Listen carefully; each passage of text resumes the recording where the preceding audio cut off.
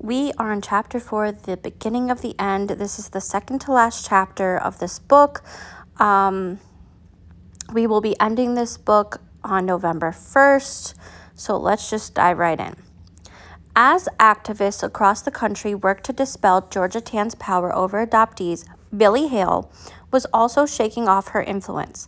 He was energized by his frequent correspondence with Tennessee politicians regarding possible changes in the state's adoption law. And he was writing poems which, read in the order of their composition, mapped his journey from a troubled to a less troubled man. His earliest writings had been inhabited by two people only. The shadows looms over his bed. He knows it's time. Under the porch. Dark time drags slowly for a child in fear. Sleep is a place where someone finds you. Someone listen, please. Someone listen, please was bleak as his earlier poetry, but its title acknowledged the existence of someone other than abuser and victim, and in his next poems he moved further beyond, writing first of his mother, Molly, then of children suffering today. A child is crying, can you help her? He asked in one poem. In another he wrote, it's up to me to make some sense of it all. The first person he had reached out to had been Barbara Davidson. He called me and he listened, she told me. He understood. He'd been through the same thing. They became friends and began calling each other in the middle of the night when they couldn't sleep. Billy had set out to help Barbara, but he was soon being helped too. One night he called me and he was upset. His memories were bothering him bad, Barbara said, and I told him, just pretend my hand is in yours and I'm squeezing tight. Billy later said the same thing to Barbara. Separated by hundreds of miles, they never met. But pretend your hand is in mine, spoken over the phone, became a comforting catchphrase, one that gave each other more comfort than people who haven't been so hurt can probably ever appreciate.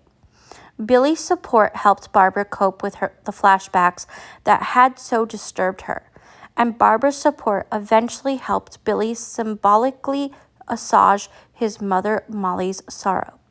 What he found saddest was her scrapbook full of clippings of rescued children, and that she'd never learned whether he had survived his abduction. After the publication of his article for the Missing Children's Locate Center, he received letters from mothers forced to live in the same terrible limbo. I relate to these women, he told me. They miss their children, and there's a hole in their lives. Anxious to help them, he joined the Locate Center, which searches for missing children and supports their families. Converting most of his trailer into an office, Billy wrote more newsletter pieces and began contributing to a cable television series regarding child safety. He was inspired, spending 40 hours a week on volunteer work while renovating the home of a friend on whose grounds he lived. Officials for the center appointed him field investigator for Tennessee and later for the entire southeastern United States. Assisting the police and members of the FBI, Billy searched for missing children. Some were found alive. Billy was particularly elated by the location of a 13-year-old girl who'd been abducted by the leader of a youth group. Speaking later to her Joy's parents, Billy felt he was giving his own mother a gift.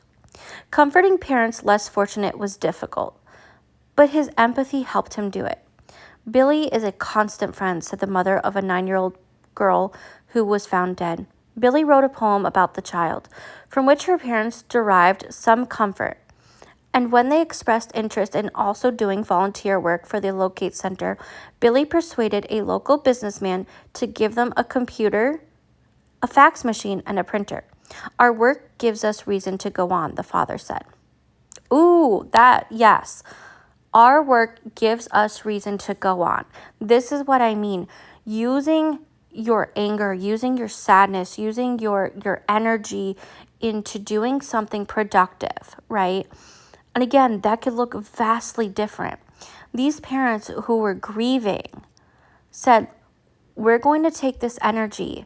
We can't change the outcome for our own child, but we can for others. Let us help, right? Same thing with Billy. That's exactly what Billy did. I can't comfort my own mother, but what I can do is comfort others, including Barbara.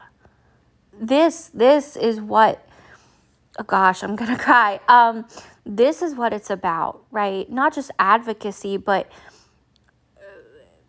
changing people's lives. We depend on other people in so many ways. Sorry, guys, I'm reading a different book that talks about that. But it's such an important line that I'm going to read that last line again. Our work gives us reason to go on, the Father said. Changing their energy, changing their grief and their anger and their sadness and channeling it into something productive to help others. That is what we need to be doing. Okay. In 1995, Billy began feeling symptoms of the cancer that, misdiagnosed until 2000, would prove fatal in 2003.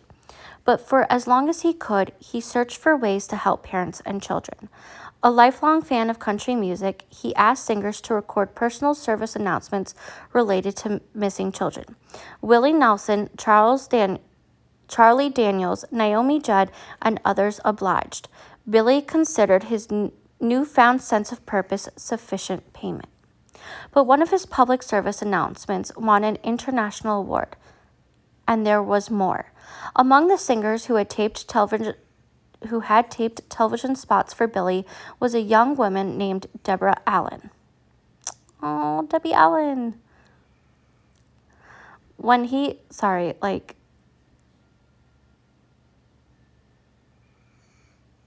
No, not the Debbie. Okay, I'm sorry. It's not Debbie Allen as in the actress, but that's exactly who I was thinking of. She is such a wonderful lady, by the way. She is one that will absolutely speak up. Anyway, when he visited her one evening in 1996 to pick up a videotape, her mother, Rosetta, opened the door and Billy fell in love. Within 3 months, Billy and Rosetta married. Rosetta was slim, dark-haired, elegant-appearing interior designer. Billy had a rougher look, but inside we're soulmates, he told me. When you marry after a certain age, it's so special, Rosetta said in 2004. We were inseparable. He called me precious. He gave me joy, and I gave him joy too. At the end, he said, the years with you have been the best years of my life. By the time Billy died, his life had come full circle. From early happiness with his mother, to the abuse he had suffered while in Georgia Tann's custody, to joy with Rosetta, and the rewards he derived from his volunteer work. He had also lived to see the fruit of his and other adoption advocates' labor, a victory that had been achieved with great effort. The 3,000-member coalition for adoption reform, led by Danny Glad and Caprice East, had insisted upon helping not simply people who'd been adopted through Georgia Tann, but everyone who'd been adopted in Tennessee. They had known that persuading legislators to vote for a law opening original birth certificates and adoption records solely for Georgia Tann's direct victims would be relatively easy. The state had been embarrassed by the publicity generated by my magazine article and the 60 Minutes program on Georgia Tann. The ranks of Georgia's abettors had thinned through the years, and some younger politicians were openly critical of her crimes. But coalition members knew that Georgia had her all adoptees, both her 5,000 direct victims and millions of indirect ones. Since adoption is regulated by the states, coalition members could immediately address the needs of only the indirect victims who'd been adopted in Tennessee. But the coalition persuaded the study commission that was writing the proposed new adoption law to give as much credence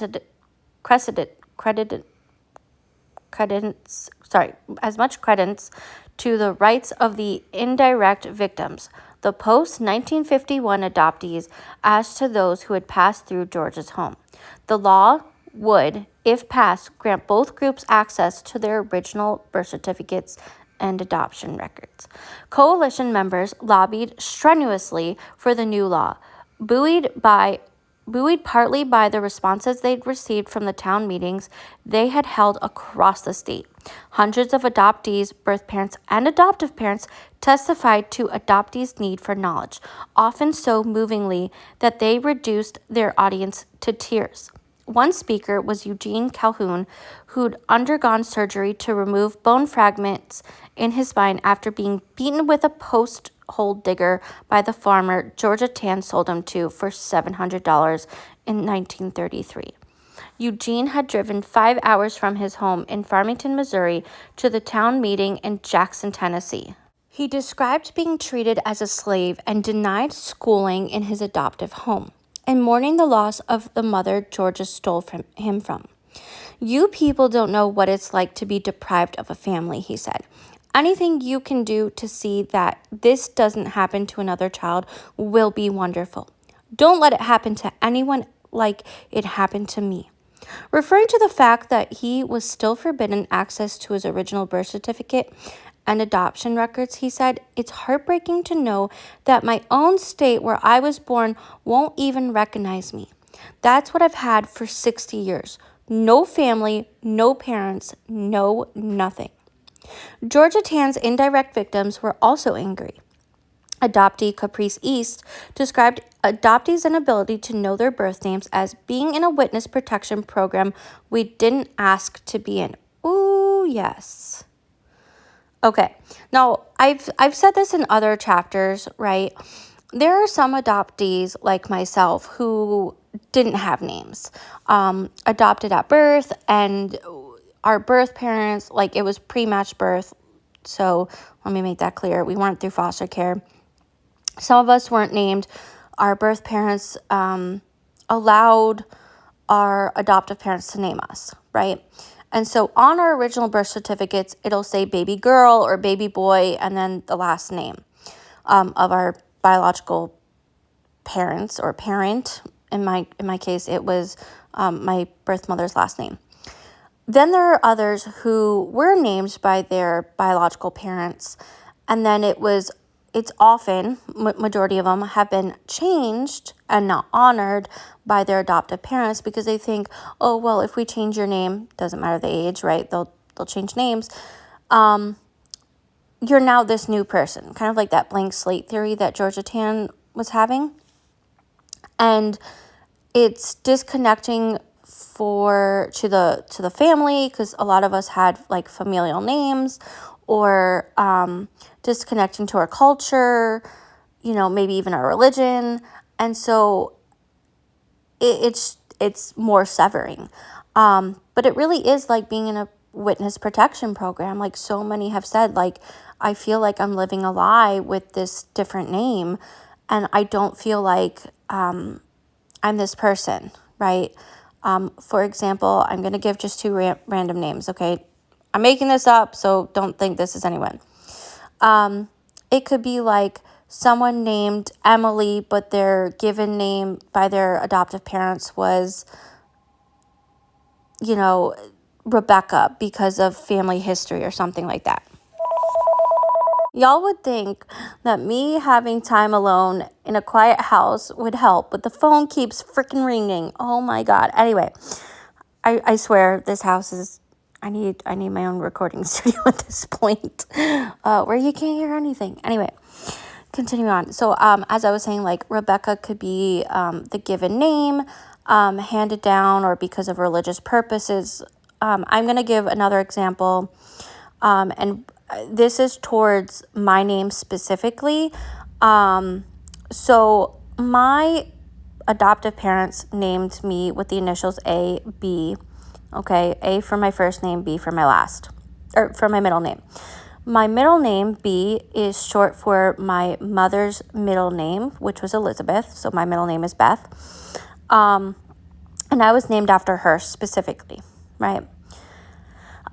Which, as much as I hate my name, I've learned to be content with it for a few reasons. One, I have success with my name, and two, I as I learned more and more, and I've been more connected in adoption and advocacy, I have more appreciation for what my adoptive parents did in honoring my birth mom. However, and I say however, my adoptive mom's mom, so my grandma, Grandma Mary, we're going to call her Grandma Mary. This is not Grandma Fran, who we do genealogy with. This is someone completely different. Grandma Mary,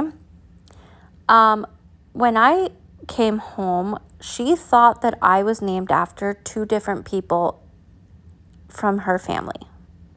She thought, well, from my grandpa's family, I should say. She thought that I was named after her husband, Al, and then his father, Benjamin. Now, I say this because my mom had to lie to her and be like, yeah, okay, sure, whatever. However, my son his middle name is Benjamin, and it is because of two reasons. Number one, he actually was named after my great-grandfather on that side of the family.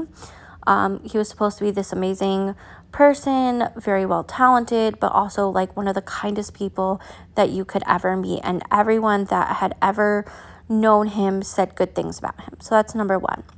Number two, his middle name is Benjamin as well, because he's also named after me and my birth mother. So that we continue with the B, right? Now, I will say my son's name but his middle name was pretty much always going to be Benjamin.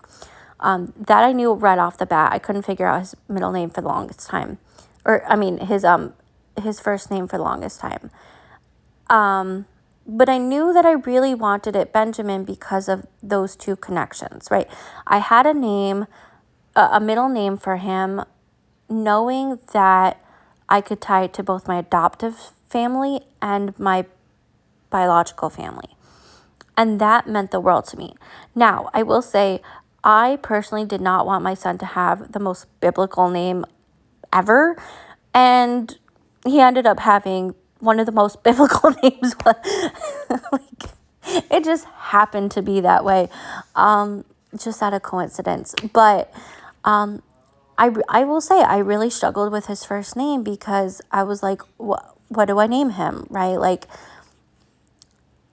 I just couldn't find something that I really, really loved that went with his middle name. I mean, there was a lot of things that went with his middle name, but nothing that, like, I really, really loved that stood out to me.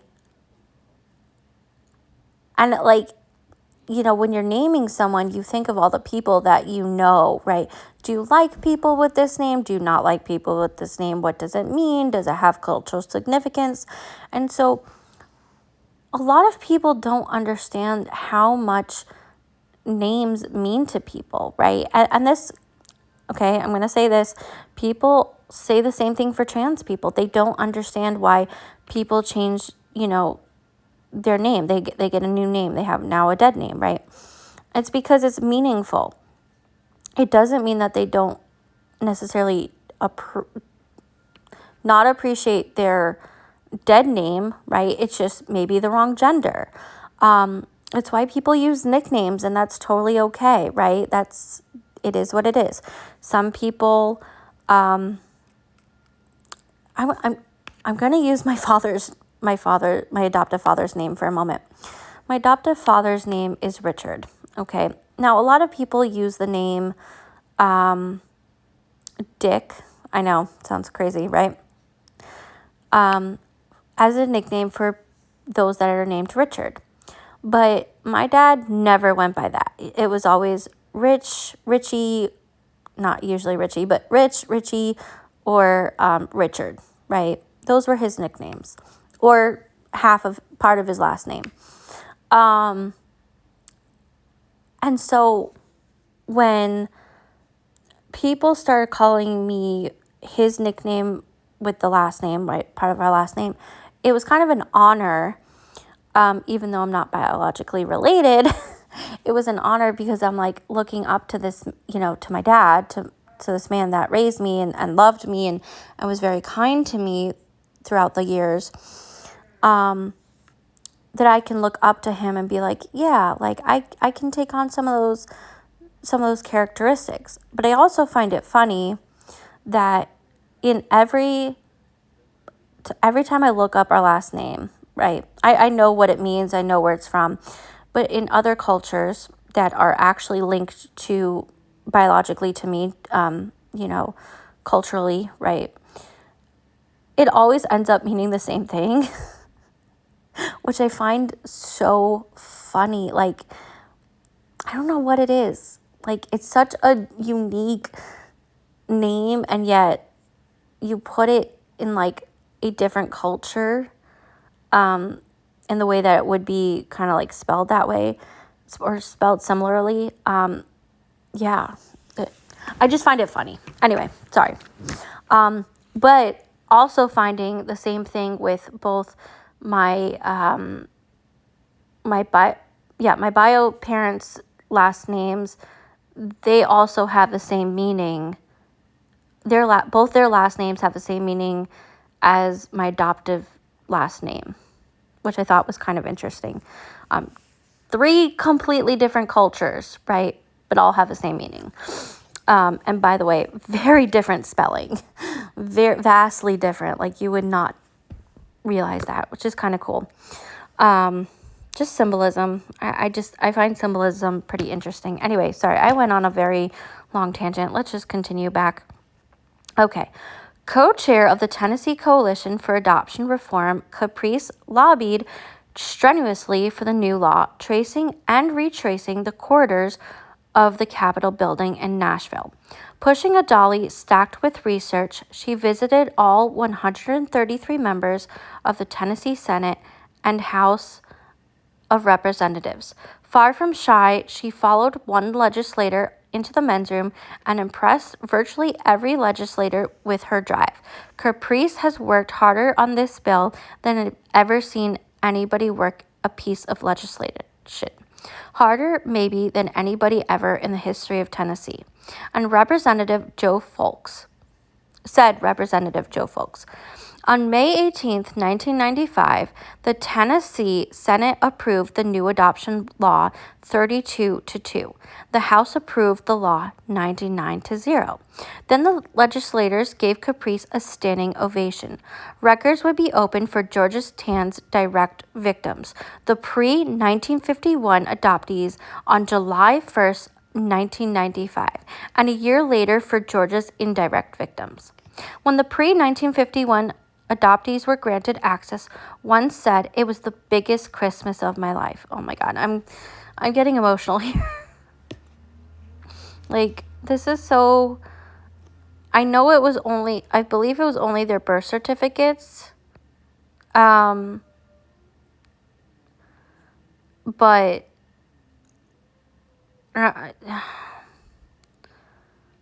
we have to look up this law. Because by state, not all states allow birth certificates access, but if this is true, that means people can. I just want to double check things. Anyway, adoptee Carolyn Godot received more than she could have ever hoped. She had been told that her mother had died in childbirth, and upon a receipt of her original birth certificate and adoption records, expected at best to meet half-siblings or aunts and uncles. She did find those relatives, as well as Catherine Trammell, her mother. Meeting Catherine, she said, was the most wonderful thing in the world.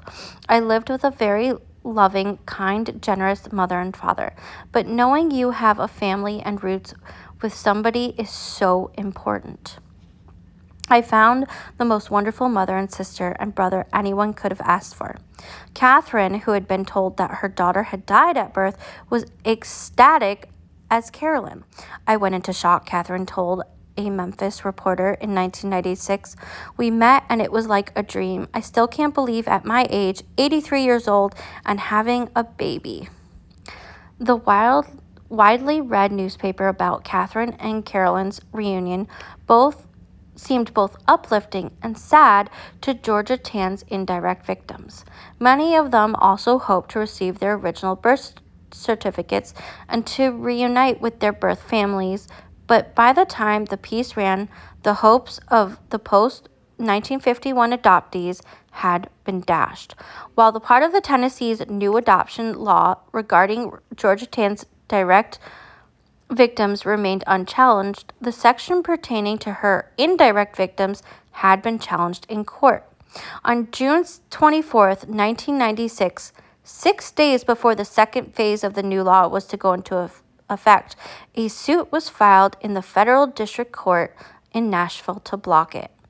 The challenge was led by televangelist Pat Robertson, who claimed that openness in adoption would result in a decrease in adoptions and increase in abortions. Women threatened by the prospect of being contacted by their relinquished children would abort their children rather than place them for adoption, he claimed. Notice how it was never about the best interest of the child. And by the way, might I add, and I've said this multiple times, if you actually look up the statistics of abortions and adoptions under Democratic presidents versus Republicans, abortions actually go down, and so do adoptions, by the way. And that is because when social programs like SNAP, EBT, and WIC, and other programs, and also the economy doing better, right? There's a whole mix of this. But if you look at it, from president to president, and you look at all these rates with how much they're giving and these rates of, adoption versus abortion and all that, all of this comes into play. Not only do adoptions go down, but so do the abortions. So I find it really, really funny that it's typically the Republicans, especially the religious Republicans, who always are talking about abortion and always equate it to adoption, which, by the way, are not the opposite.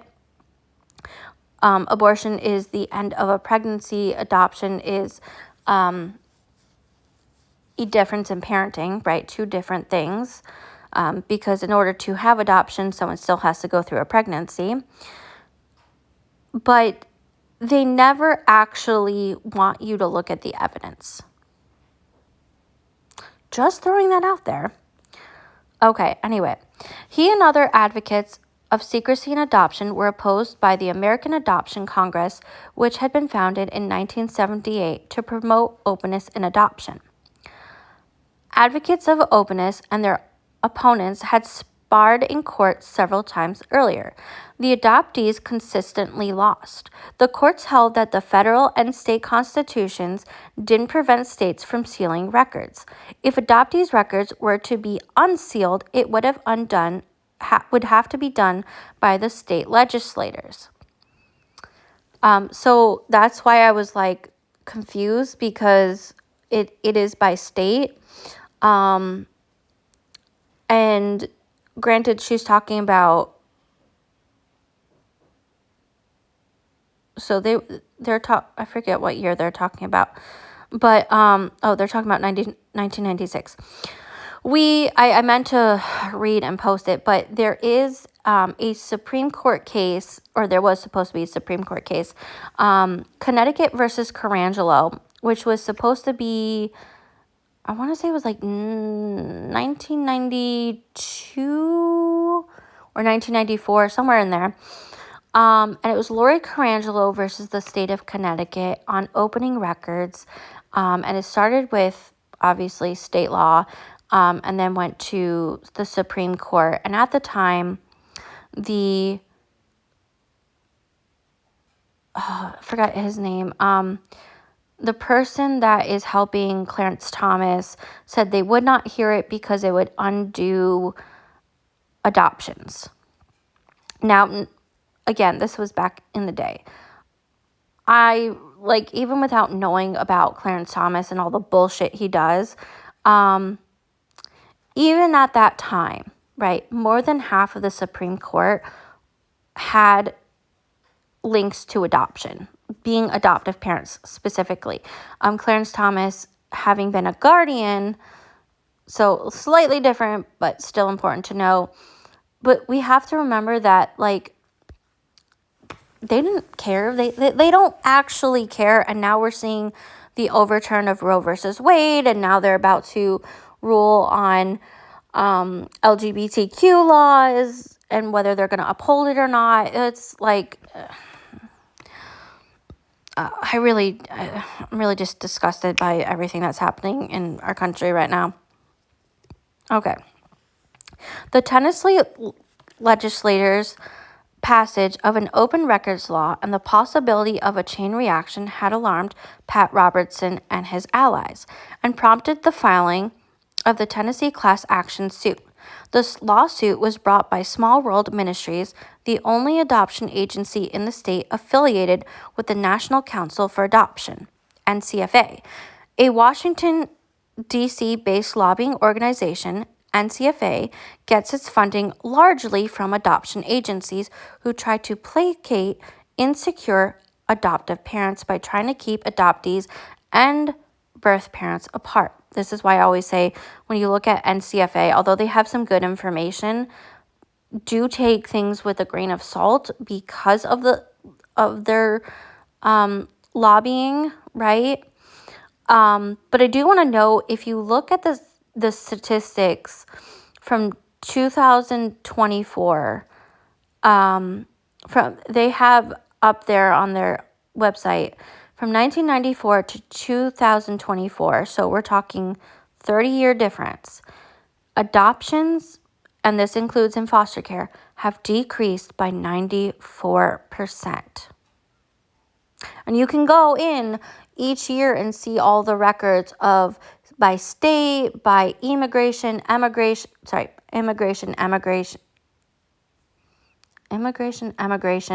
So the I coming in, the E going out, what, where, when, how many, etc., right? But they also note that 63% of foster youth spend an average of, I think it was like 19 months, 18 months, something like that, in foster care. Not 63. And at the average of foster youth in the program in foster care spend an average of like 18 to 19 months. But also that 63% are due to poverty and not actual neglect, and that there's reunification and there's kinship, and then there's actual, like, quote unquote stranger adoption, right? So again, always take things with a grain of salt. Always double check what you can. Look at the records, look at the numbers. Don't just take my word for it. Like, I'm telling you where to go. I'm telling you exactly what to look for yourself to understand. I will eventually make videos on this, but we can't just take people's word for it, right? Cite your sources. Look at those sources. Make sure you understand them, okay? Because I, too, could be wrong, and that's okay, but let's correct it. Anyway, where were we? The lawsuit was also brought on behalf of 3 Small World Ministry clients, an anonymous birth mother and 2 anonymous adoptive parents. Another anonymous birth mother joined them in the suit a few days after the complaint was filed. The plaintiffs were represented by the American Center for Law and Justice, ACLJ, a law firm founded and funded by Pat Robertson. ACLJ attorneys apparently understood the futility of challenging the section of Tennessee's new law pertaining to the direct victims of a baby seller. But in their suit before the U.S. District for the Middle District of Tennessee, they argued that the second phase of the new law, which opened the records of Georgia Tann's indirect victims, violated federal and state constitutional rights of birth parents to privacy. Denny Glad, Caprice East, and other Tennessee Coalition members had anticipated this argument. They tried to diffuse it by including in the new law something in which they were philosophically opposed: a contact veto, which would be filed by any birth parents who didn't want to meet or speak with their relinquished children. Inclusion of a similar veto had helped to ensure passage of open adoption records legislation in 1990 in New South Wales, Australia. The veto had been invoked by only 2% of birth parents in New South Wales, and coalition members hoped that few birth parents affected by the new Tennessee law would utilize the veto as well. Tennessee's contact veto didn't apply to the direct victims of Georgia Tann, but only to the post-1951 adoptees. Those whose birth parents filed a contact veto would, like Georgia's direct victims, receive their original birth certificates and adoption papers, but they would be subject to civil and criminal penalties if they attempted to contact their parents.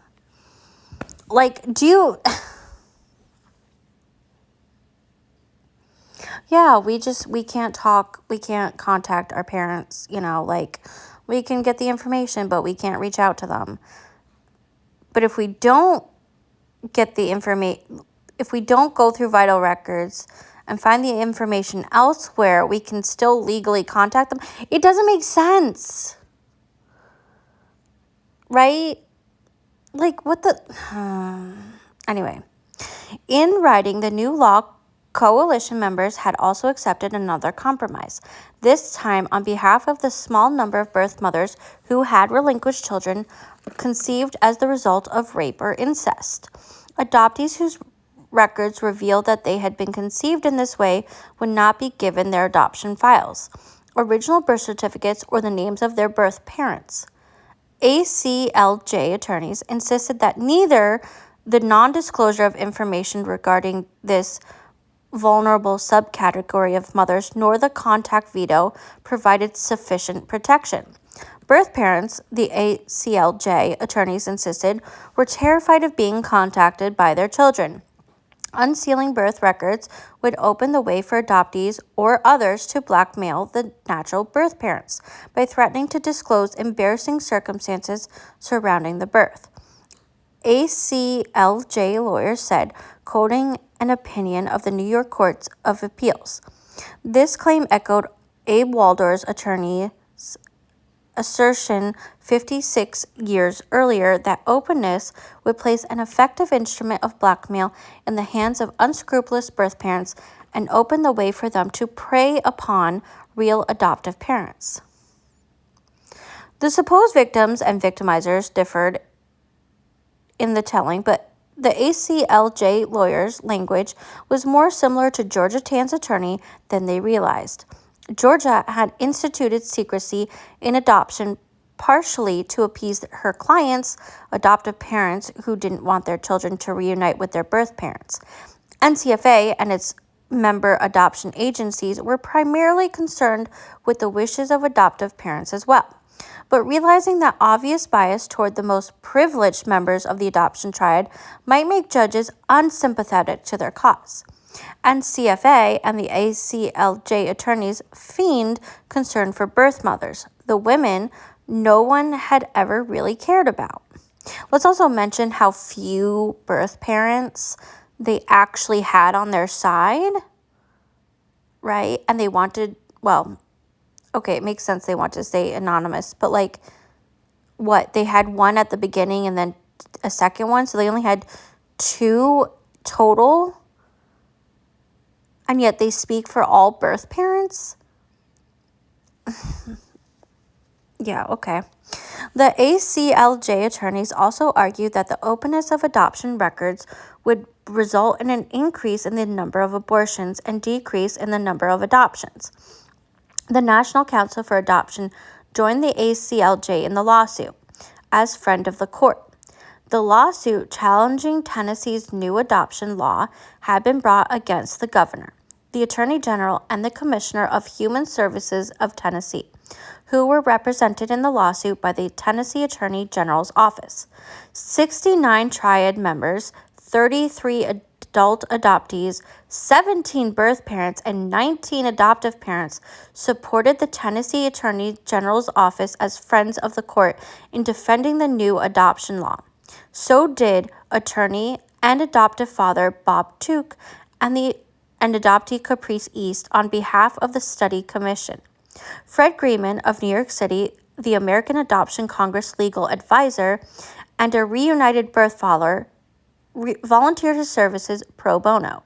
The AAC also retained the services of 3 Nashville attorneys, Harlan Dodson III, Ann Martin, and Julie Sandine, who worked for reduced fees. Members of the Tennessee Coalition and the AAC attorneys submitted to the court affidavits, statistics, and results of studies regarding adoptees' medical and psychological need for knowledge of their birth families. And countering one of their opponents' main arguments, the AAC lawyers insisted that their opponents use the word privacy regarding birth parents' wishes was misleading. Privacy, they asked, from whom? Most birth mothers, like most people, desired privacy from the public regarding their pregnancies, but very few, if any, asked for privacy from the children they surrendered for adoption. Attorney Fred Greenman wrote later, "You may have an unlisted phone number for privacy, but you still give it to your children so they can call home." Lawyers for Georgia Tann's victims also insisted that their opponents' claim that birth mothers had a reasonable expectation of secrecy from their children was false. No such written promise was ever made to them. Birth mothers were, however, sometimes promised that their children would later be able to contact them. Birth mothers were also often required to sign papers promising not to contact their children, hardly a sign that agencies really believed that mothers desired privacy.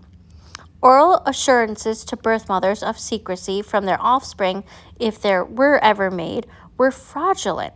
State laws sealing adoptees' original birth certificates had always been subject to change. Even under closed records laws, adoptees had long been allowed access to their records at the discretion of the courts, so meaning semi-closed.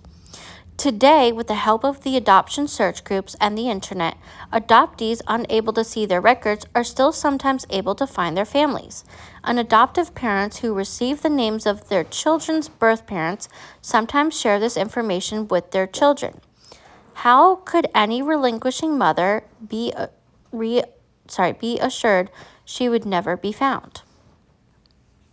Like I said, there are always ways around it. Not always easy for everyone, but there were definitely ways around it.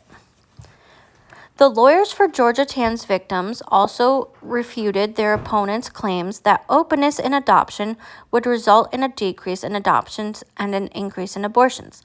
The very opposite, Fred Greenman had discovered, was true. The only 2 states that had always allowed adult adoptees access to their original birth certificates were Alaska and Kansas. A comparison of adoption and abortion rates throughout the country revealed that adoption rates in Alaska and Kansas were higher than those in the United States as a whole, and that the adoption rate in Kansas was higher than in all 4 surrounding states. A comparison of resident abortion rates in the different states showed that abortion rates in Alaska and Kansas were lower than those in the country as a whole, and that the rate in Kansas was lower than in any of the 4 states that surrounded it. If openness in adoption had any impact on the rates of abortion and adoption, it was to decrease the number of abortions and increase the number of adoptions. On August 23, 1996, the Federal District Court in Nashville ruled in favor of Georgia Tann's victims, lifting a temporary restraining order that had thus far prevented them from accessing their records. But ACLJ attorneys quickly appealed to the U.S. Court of Appeals for the Sixth Circuit and obtained a stay that once again prevented the second phase of Tennessee's new law from going into effect. Plaintiffs and the defense made their arguments all over again. Then on February 11th, 1997, the Court of Appeals affirmed the district court's finding, dissolving the stay. To adoptees' further joy, the Court of Appeals also took the unusual step of dismissing the entire case and rejecting all federal constitutional claims, meaning they couldn't file again, I think, right? I believe that's what it means. Because, god damn, I'm actually surprised that NCFA sided with Georgia Tan's or the victims, but yeah.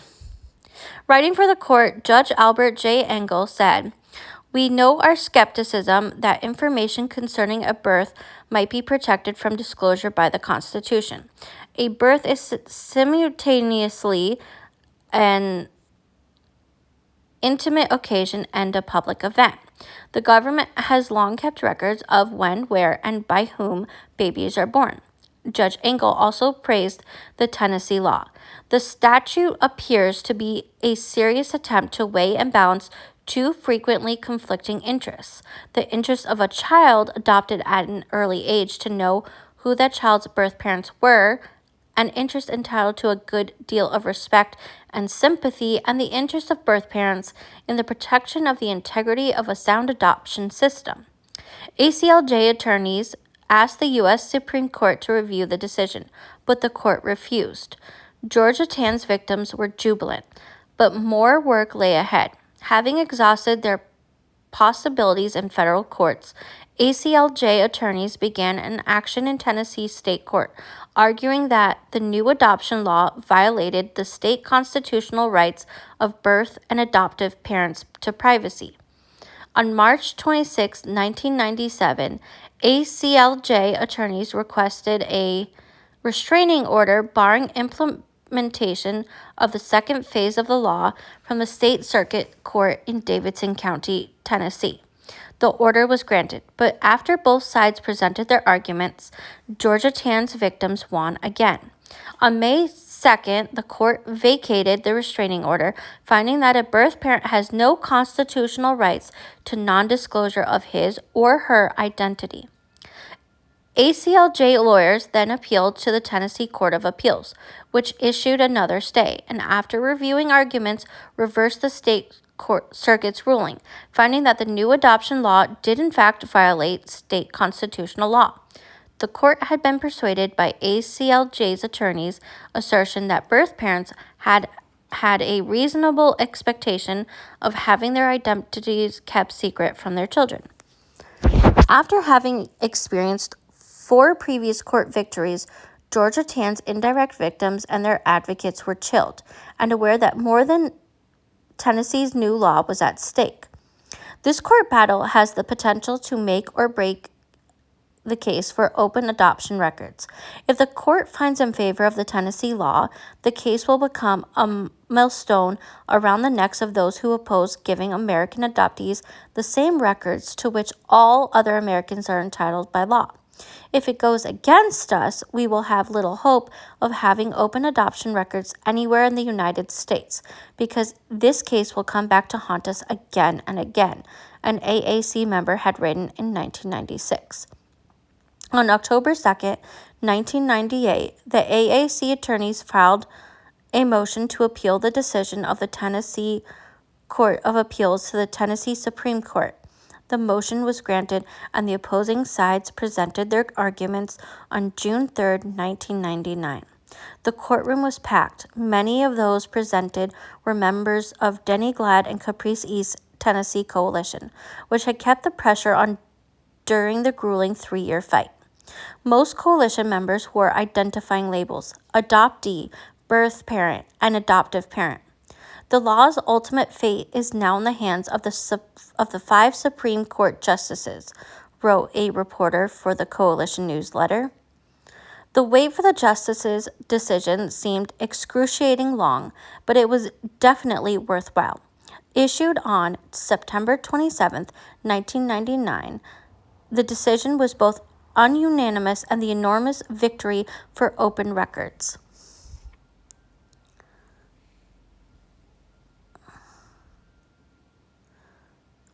Sorry, guys. The justices had determined that Tennessee's new adoption law did not violate the constitutional rights of birth parents. It did not violate the rights of adoptive parents. The new law could stand. No longer, said Representative Joe Folks, would Tennessee adoptees be treated like cattle or property. Victory in Tennessee, exulted a reporter for an adoption newsletter. Across the state of Tennessee and in adoption circles throughout the entire the entire country, the mood was euphoric. Finally, justice, and as AAC and coalition members had predicted, and Pat Robertson and the NCFA feared, I mixed that up. NCFA was on Pat Robertson's side, not the AAC side, which again makes sense. Justice was also coming for the indirect victims of Georgia Tann, who had been adopted outside Tennessee. In 1999, a group of advocates led by Carolyn Horde, a birth mother and member of the American Adoption Congress, caused Delaware to change its law to allow adult adoptees copies of their original birth certificates. From 1998 to 2000, Helen Hill and other adoptees from a group called Bastard Nation successfully fought for the right of Oregon adoptees to have access to their original birth certificates. Bastard Nation caused original birth certificates to be open to Alabama adoptees in 2000 as well. I thought Alabama was open. Oh, no, it was Alaska, not Alabama. Sorry. Yeah, that makes sense. In 2004, a successful campaign by Paul Shibboleth, a reunited birth father and member of the American Adoption Congress, Janet Hill, a state senator, an adoptee, and a member of Bastard Nation, and Lou D'Alessandro, a state senator and adoptive father, opened original birth certificates to adoptees in New Hampshire. 9 other states, Colorado, Hawaii, Indiana, Montana, Michigan, Ohio, Oklahoma, Washington, and Vermont, allow adoptees born before or after certain dates access to their original birth certificates. In each state, adoptees and their advocates relied heavily on arguments made in the Tennessee case. As of January of 2007, open record bills were pending in 6 more states. Okay, I do want to make note that again, she said the end of 2007. We are now in the end, or nearing the end of 2025, and more has changed even in recent years. And it wasn't until, I believe it was January 2020, that even New York, although fairly opened even more. So there are still huge changes coming. And yes, even, I believe, if I'm not mistaken, no, you know what? I'm not going to talk about it. I have to do more research on this person before I say anything. Anyway, tomorrow will be our epilogue, and I'll see you then.